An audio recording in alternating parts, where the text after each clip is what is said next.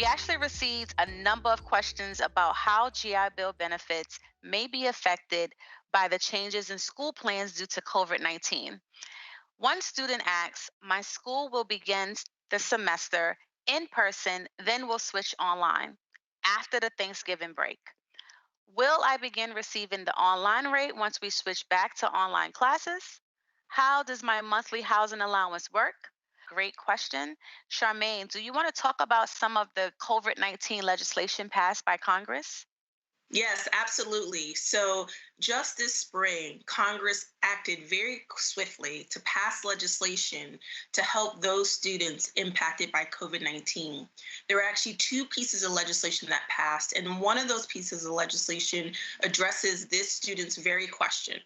It now allows us, VA, to continue to pay students affected by COVID 19 to pay them the monthly housing allowance, the in residence rate, instead of that online rate.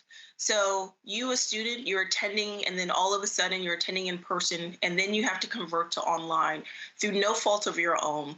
Well, VA is authorized to continue to pay you that in-resident rate, so you are not affected by those changes that happened at your program. This will not affect your monthly housing allowance. You'll continue to see the same rate. This particular legislation continues to the end of December for our students. So for many of you returning back this fall, just know that we are going to pay you that in-resident rate for the fall. Thank you for that, Charmaine. But what happens if a school closes or classes are suspended because of COVID 19 or another emergency situation arise? How does that affect benefits? Another great question from our student veterans. I really appreciate that question because not all programs were able to continue in an online manner. There were programs such as on the job training programs and apprenticeship programs that they had to close their doors because they couldn't operate online. Those activities needed to happen in person. In that case, we are still able to pay students up to 4 weeks of their monthly housing allowance. We understand that abrupt closure is a major impact to their financial situation. So it was critical for us to be able to still financially help our students during that transition. Thank you for that, Charmaine. I know you mentioned that the legislation is through December 21st of 2020.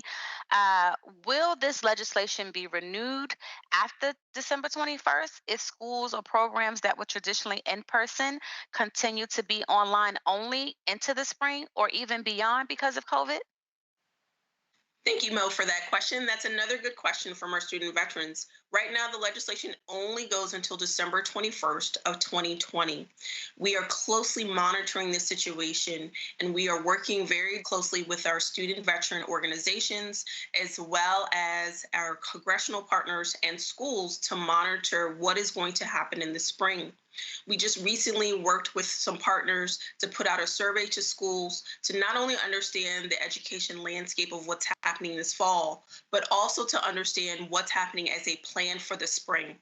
If there's any changes as it relates to extending the legislation beyond December 21st of 2020, we are committed to making sure we keep our student veterans updated with that information. Thank you.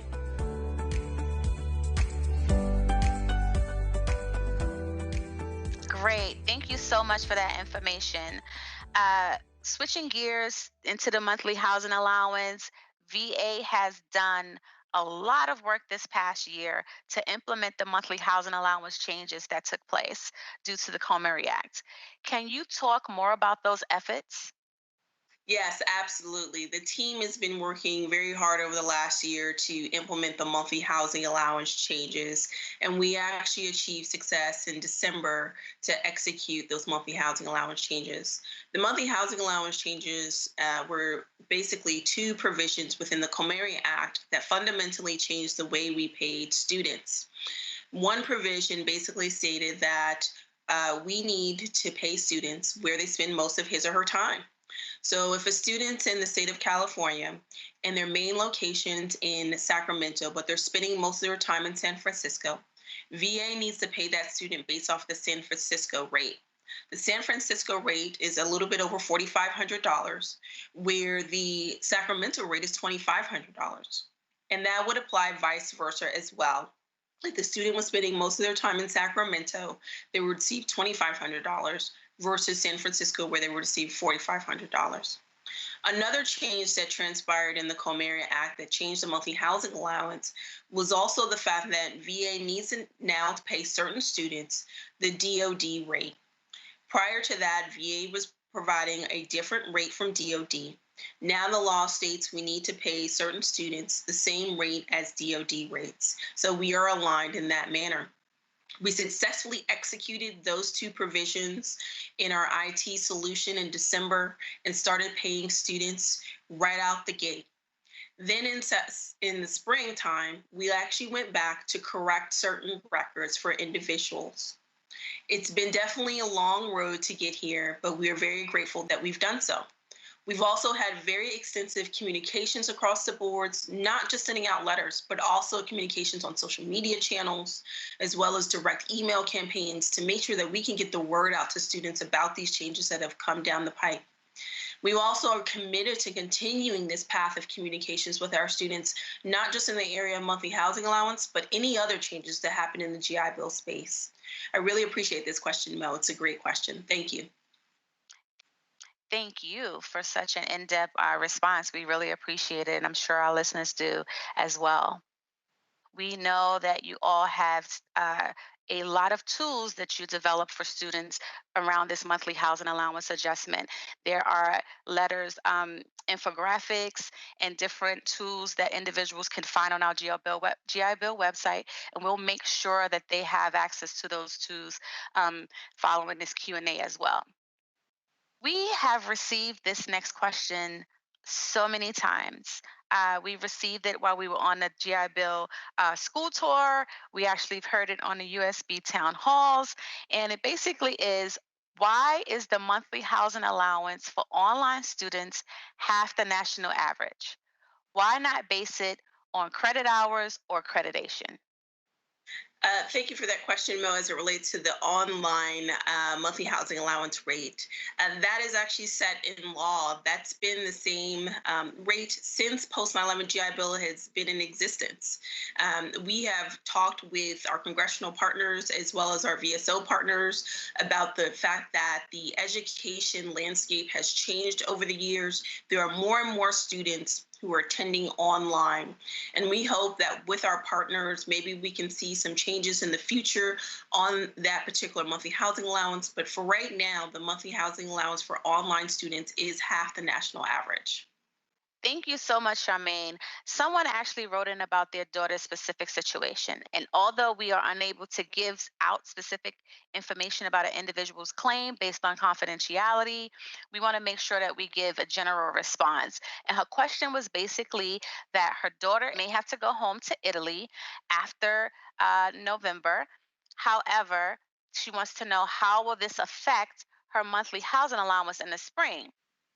Yes, I can speak to, some overarching key points of this particular situation. I cannot speak to the details of her particular case, but it actually highlights some great points. One, if she decides to go online and she decides to go online in the spring, the legislation as is today ends in December 21st of 2020. So that means for this student that in the spring, she would be receiving the online rate, which is half the national average. However, if the legislation is extended beyond that December date into the spring, then we may have the opportunity to continue to pay her the in-resident rate, even though she decides to go online. There's another piece that I heard there, that if she decides to attend school in Italy, then she would actually receive the foreign rate, which is another rate beyond the in residence rate and the half the national average rate. So there are three different paths that could be taken depending on the outcome in after December 21st of 2020. Charmaine, thank you so much for that helpful information around the monthly housing allowance changes, as well as the COVID-19 legislation. We appreciate you spending your time today with us and answering several of the questions for our listeners. Is there anything else you would like to share with our listeners before you go today? Yes, Mel, I really appreciate this opportunity for us to be able to connect directly with student veterans. We really are here and committed to the mission of best serving our GI Bill students. So thank you again for, this opportunity to have me on. And I know that up next is Stephanie Price, who's the Deputy Director of Operations, and James Ruhlman, who's the Deputy Director of Program Management of Education Service, that will also answer additional questions for this segment. So thank you for the time, and look forward to the next session.